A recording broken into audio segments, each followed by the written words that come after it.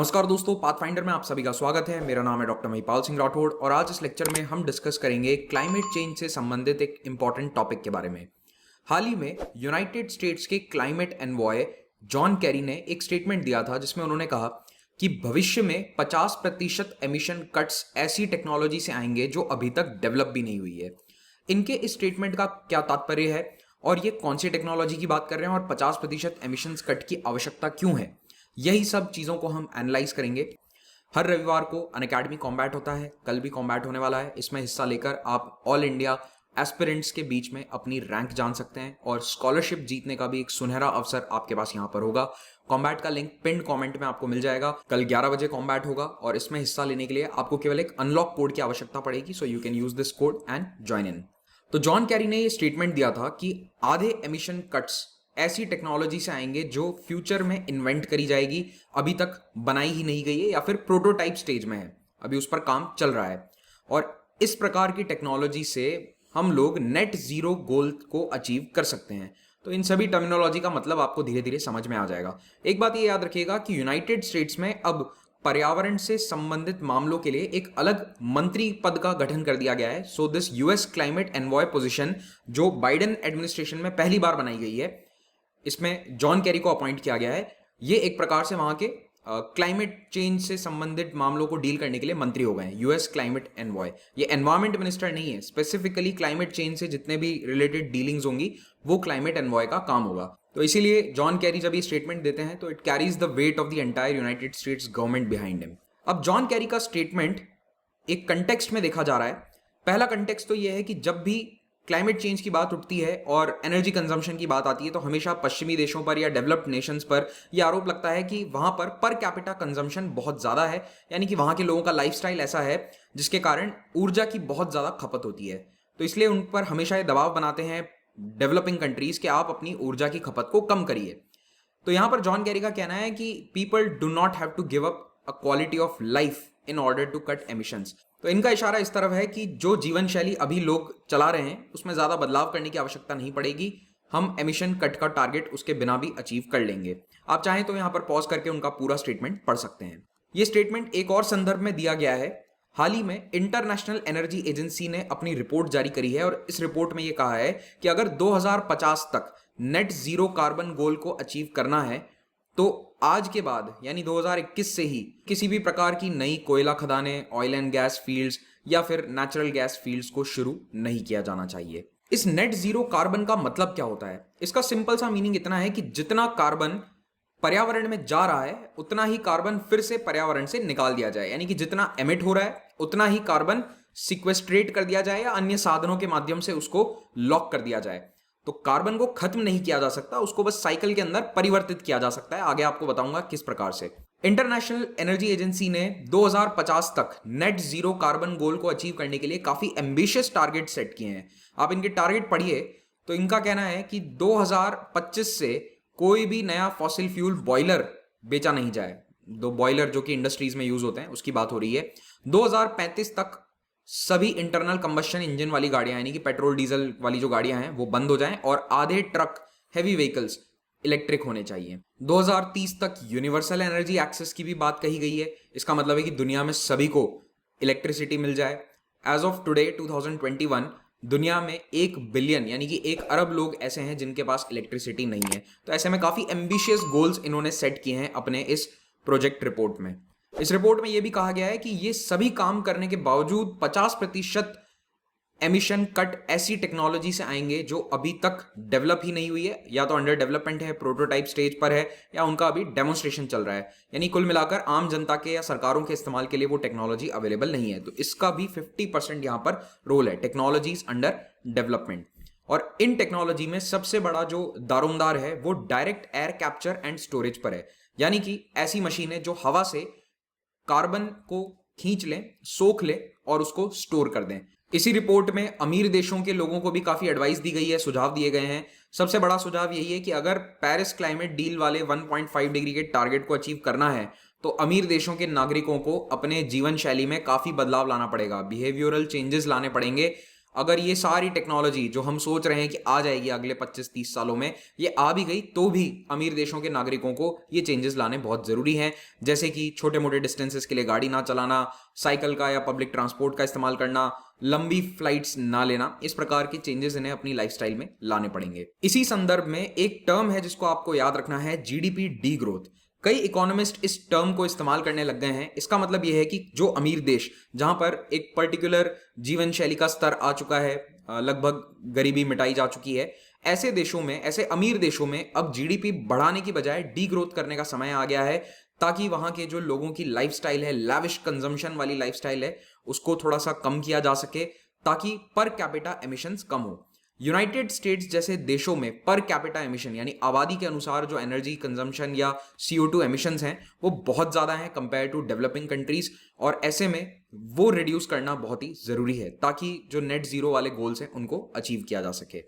तो net zero का मतलब तो मैंने आपको बता ही दिया है, removing as much as carbon dioxide from the atmosphere as is emitted. तो इसके लिए बहुत सारे काम किए जा सकते हैं। नेट जीरो बिल्डिंग्स होती हैं जिनको कई बार एनर्जी एफिशिएंट बिल्डिंग्स या जीरो एनर्जी बिल्डिंग भी कहा जाता है। इस प्रकार की बिल्डिंग्स को रेट करने का काम करता है leadership in energy and environmental design यानी कि लीड। और याद रखिए कि नेट जीरो बिल्डिंग का मतलब ये नहीं है कि झोपड़ी में रहना पड़ेगा। एडवांस मॉडर्न बिल्डिंग्स बनाई जाती हैं using all the technologies that are available. तो heat pump, high efficiency windows, solar panel जैसी टेक्नोलॉजीज का इस्तेमाल करते हुए ये बिल्डिंग्स बनाई जाती है। लेकिन केवल ग्रीन बिल्डिंग्स बनाने से काम नहीं चलेगा। पेरिस क्लाइमेट डील में जो नेशनली डिटरमाइंड कंट्रीब्यूशन तय किए गए थे नेट जीरो के टारगेट को अचीव करने के लिए, उसके लिए बहुत कुछ करने की आवश्यकता है, जैसे कि nature based solution, planting more trees, ये तो बिल्कुल सिंपल है, पेड़ तो उगाने ही पड़ेंगे। कार्बन सिक्वेस्ट्रेशन के लिए काफी कुछ करने की आवश्यकता है। आपको कार्बन सिक्वेस्ट्रेशन और इस तरह के टॉपिक्स को समझने में दिक्कत है तो आप पाथफाइंडर पे जो एनवायरमेंट की सीरीज है उसको देखिए, वहां पर हमने पूरा एनवायरमेंट स्टैटिक पोर्शन जीएस का पढ़ा रखा है। तो किंजल सर के लेक्चर्स हैं, उनको आप जरूर देखिएगा। दूसरा जो एस्पेक्ट है वो है कार्बन कैप्चर और स्टोरेज टेक्नोलॉजी का। ये टेक्नोलॉजी अभी डेवलपिंग है, इतनी ज्यादा अच्छे से डेवलप नहीं हुई है, ज्यादा इसका यूजेज अभी नहीं हो रहा है। और तीसरा है कार्बन ऑफसेट। कार्बन ऑफसेट में बेसिकली ये होता है कि एक जगह पर कार्बन का एमिशन हो रहा है, मान लो किसी एक देश में कोई फैक्ट्री है, वहां से वो बहुत सारा कार्बन एमिट कर रही है, और दूसरी जगह किसी दूसरे महाद्वीप पर, कॉन्टिनेंट में एक दूसरी कंपनी उसके बजाय पेड़ लगा रही है, तो वो दोनों आपस में अपने पॉइंट्स को ट्रेड कर लेंगे और इसको कहते हैं ऑफसेट। कि एक जगह पॉल्यूशन हो रहा है तो दूसरी जगह उसको ऑफसेट किया जा रहा है पेड़ लगाकर या किसी और तरीके से। लेकिन ये जो कार्बन ऑफसेट वाला काम है इसमें काफी ब्यूरोक्रेसी आ जाती है और काफी इसमें धांधली होने का भी चांस रहता है। कैसे, इस पर अभी रिसेंटली एक आर्टिकल आया था, चेजिंग कार्बन यूनिकॉर्न्स, आप इसको सर्च करके पढ़ सकते हैं, काफी लंबा आर्टिकल है वैसे। इस आर्टिकल में ये बताया गया था कि कैसे बड़े बड़े कॉर्पोरेशंस इस कार्बन ऑफसेट का फायदा उठाकर कार्बन एमिट कर रहे हैं और बदले में जो ऑफसेट होना है वो ढंग से हो नहीं रहा है। तो ये वाला जो पूरा प्लान है कार्बन ऑफसेट वाला, ये अल्टीमेटली फेल हो जाएगा, क्योंकि ये इन फैक्ट्रीज को या कंपनीज को, कॉर्पोरेशंस को एक तरह से लाइसेंस दे देता है कि जितना कार्बन चाहे आप एमिट कर लो, as long as you have some solution to sequester the carbon. अब ये सॉल्यूशन चाहे रियलिटी में काम कर रहा हो या ना कर रहा हो, उन्हें केवल सर्टिफिकेट से मतलब है। जब तक वो सर्टिफिकेट मिल जाता है तब तक उनके एनडीसी वाले टारगेट्स पूरे होते जाएंगे और उन देशों की सरकारें राजी रहेंगी। अब थोड़ा सा कार्बन साइकिल के बारे में भी जान लो। कार्बन की साइकिल दो प्रकार की होती है, एक बायोजेनिक साइकिल और दूसरी होती है नॉन बायोजेनिक साइकिल। बायोजेनिक का मतलब होता है वो कार्बन जो एटमॉस्फेयर, लैंड और ओशन के बीच में घूमता रहता है, सर्कुलेट होता रहता है, और ये साइकिल का जो समय काल है ये थोड़ा कम होता है, कुछ घंटों से लेकर कुछ साल तक का होता है। दूसरी साइकिल होती है non biogenic. Non biogenic cycle के अंदर कार्बन फॉसिल फ्यूल के फॉर्म में स्टोर होता है, फिर फॉसिल फ्यूल का हम दोहन करते हैं और फिर इसको फिर से जमीन में जाने में लाखों करोड़ों साल भी लग सकते हैं। तो ये वाली साइकिल बहुत ही स्लो है।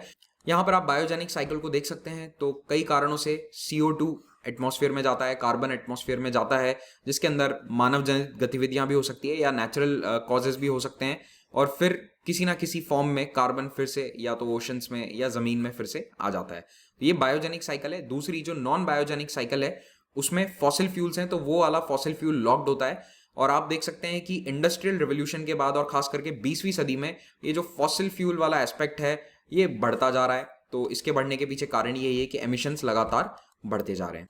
अब जब हम बात करते हैं नेट जीरो टारगेट की, तो उसमें ये ऑटोमेटिकली अज्यूम किया जाता है कि एटमॉस्फेयर में, वातावरण में जितना भी कार्बन है जो फॉसिल फ्यूल के द्वारा एमिट किया गया है प्लस जो नेचुरल कॉजेज से आया है, उसको हम पूरी तरह से सिक्वेस्टर कर सकते हैं। नेचुरली सिक्वेस्टरेशन कैसे होता है कि पेड़ पौधे जो हैं, प्लांट्स हैं, वो CO2 को एटमॉस्फेयर से ले लेते हैं और अपने बायोमास में स्टोर कर लेते हैं। तो ऐसे में सिंपल सा तरीका यही है कि पेड़ लगाओ, ज़्यादा से ज़्यादा पेड़ लगाओ।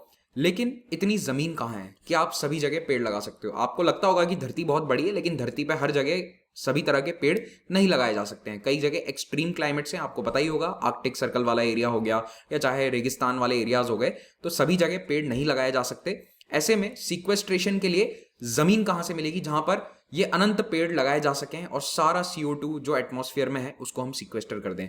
तो नेट जीरो टारगेट में सबसे बड़ी प्रॉब्लम ही यही है कि जो मैंने आपको कार्बन ऑफसेट वाला बताया था, उसमें प्रॉब्लम ही यही है कि कंपनीज को एक लाइसेंस मिल गया है इस NDC के तहत कि चाहे जितना एमिशन करते रहो, एज लॉन्ग एज आप कहीं से सर्टिफिकेट ले आओ कि जितना आपने एमिशन किया है उतने पेड़ लगा दिए गए हैं। लेकिन इतने पेड़ लगाने के लिए धरती पर जगह ही नहीं है। दूसरा तरीका जो फॉसिल फ्यूल इंडस्ट्री के जायंट्स या बड़ी कंपनी सजेस्ट कर रहे हैं वो ये कि कार्बन को कैप्चर करके फिर से धरती के अंदर भेज दिया जाए। वो कैसे होगा?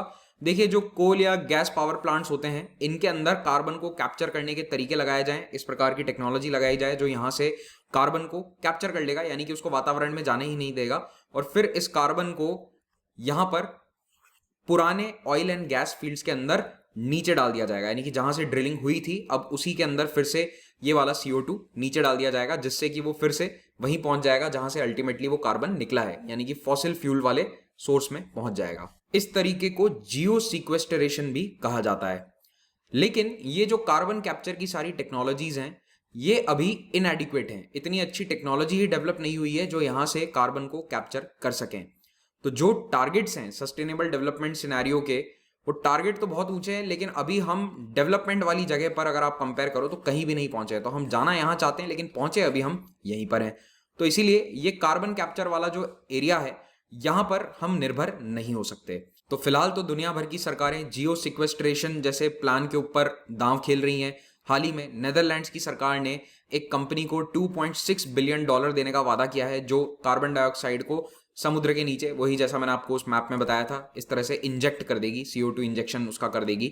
तो इसके लिए इन्होंने $2.6 बिलियन प्लेज किए हैं। लेकिन इस पूरी कवायद में भी फायदा किसका हो रहा है? ऑयल एंड गैस कंपनीज का, क्योंकि ऑयल फील्ड में ऑपरेट करना, इस प्रकार के ऑफशोर रिग्स को चलाना और ये CO2 इंजेक्शन करने की सारी टेक्नोलॉजी ऑलरेडी इन्हीं कंपनीज के पास है। तो इस तरह के कई कॉन्ट्रैक्ट भी अब यही कंपनियां उठाएंगी और ये अपने आप को डाइवर्सिफाई करके ग्रीन एनर्जी कंपनी के रूप में रीब्रांड कर लेंगी।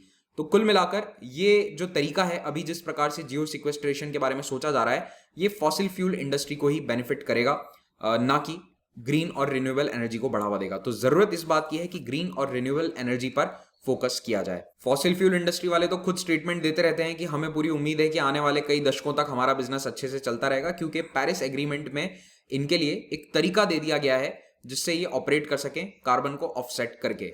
अगर हम दुनिया में सबसे बड़े CO2 एमिटर्स को देखें तो चाइना नंबर 1 पर आता है 10 बिलियन टन के साथ, यूनाइटेड स्टेट्स नंबर 2 पर 5.5 बिलियन टन और भारत लगभग 2.5 बिलियन टन के साथ नंबर 3 पर।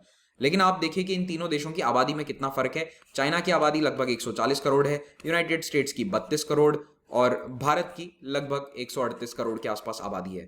तो यही कारण है कि दुनिया में कई बार यूनाइटेड स्टेट्स जैसे देशों को ये रिक्वेस्ट करी जाती है कि आप अपने पर कैपिटा एमिशंस को कम कीजिए। रिसेंट जो UNEP रिपोर्ट आई थी उसमें भी यही बात कही गई थी। इस साल के अंत में होने वाले COP26 पर काफी लोगों को उम्मीदें हैं, क्योंकि पेरिस डील के बाद 6 साल बाद ये काफी इंपॉर्टेंट मीटिंग होने वाली है और इसमें यूनाइटेड स्टेट्स पर काफी दबाव रहेगा कि वो क्लाइमेट चेंज के लिए कोई बड़ा वादा करे या कोई बहुत ही लीडिंग एग्जाम्पल सेट करे दुनिया के बाकी डेवलपिंग कंट्रीज के लिए। फाइनली मैं बस यही बताना चाहता हूं आपको कि इस वक्त दुनिया में बहुत सारी ऐसी टेक्नोलॉजीज आ चुकी हैं जो फॉसिल फ्यूल्स पर हमारी निर्भरता को कम कर देती हैं, और ये टेक्नोलॉजीज पश्चिमी देशों में तो काफी आसानी से उपलब्ध भी हैं। हाँ, अभी कई टेक्नोलॉजीज महंगी हैं लेकिन अवेलेबल हैं। तो ऐसे में carbon capture and storage CCS वाला जो तरीका है, जो पश्चिमी देश जिसको ज्यादातर अपना रहे हैं, वो इतना सही तरीका नहीं है, वो सॉल्यूशन नहीं है लॉन्ग टर्म का। बेहतर यही होगा कि फॉसिल फ्यूल के यूजेज को कट डाउन किया जाए। आप लोगों का इसके बारे में क्या कहना है? क्या आप जॉन कैरी के स्टेटमेंट के साथ एग्री करते हैं? क्या आपको लगता है कि आने वाले 30 सालों में कुछ ऐसी टेक्नोलॉजी आ जाएगी जो हमारे 50% एमिशंस को कट डाउन कर दे? क्या आप इसमें बिलीव करते हैं, या फिर आपको लगता है कि केवल फॉसिल फ्यूल्स पर निर्भरता कम करके जो हमारे पास एग्जिस्टिंग टेक्नोलॉजी या सॉल्यूशंस हैं उनका इस्तेमाल हम करके ही इन गोल्स को हासिल कर सकते हैं? कमेंट में अपने विचार जरूर रखिएगा। अगर आपको इस लेक्चर का PDF डाउनलोड करना है तो आप इन दोनों ही टेलीग्राम चैनल से उसे कर सकते हैं। अनअकैडमी पर आप 2022 और 23 के यूपीएससी सिविल सर्विसेज एग्जाम की तैयारी कर सकते हैं। भारत के बेस्ट एजुकेटर्स इस प्लेटफॉर्म पर लाइव पढ़ाते हैं और आप इन सभी टीचर्स से जुड़ सकते हैं। इनकी क्लासेस में आप आ सकते हैं अगर आप प्लस कोर्स को सब्सक्राइब करते हैं। तो अनअकैडमी के सब्सक्रिप्शन पर इस वक्त एक 4-in-1 ऑफर चल रहा है, जिसमें आपको प्रिंटेड नोट्स, एक्सटेंडेड वैलिडिटी और ईएमआई ऑप्शन मिलेगा और साथ ही साथ 10% एक्स्ट्रा डिस्काउंट मिलेगा अगर आप यूज करते हैं कोड महिपाल। तो यहाँ पर 2 प्रकार के सब्सक्रिप्शन हैं, प्लस और आइकॉनिक।